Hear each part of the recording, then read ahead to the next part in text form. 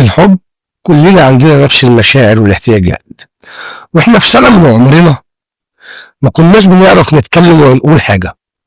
كانت احتياجاتنا كلها بتتحقق بطريقة واحدة، وهي اننا نقلب وشنا ونعيط. لو جعان هعيط، لو عايز انام هعيط، لو بطني بتوجعني هعيط، لو اسناني بتطلع هعيط.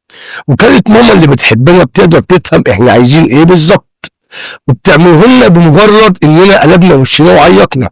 طبعا اللاوعي بتاعنا خزن الحالة دي، وهو ان اللي بيحبنا بجد هيفهم احنا ليه متضايقين وعايزين ايه من غير ما نتكلم. فلما نكبر ونخش في علاقة، الراجل يقول انا عايز واحدة تفهمني من نظرتي، والبنت العميقة تقول له ما انت لو مهتم كنت فهمت لوحدك.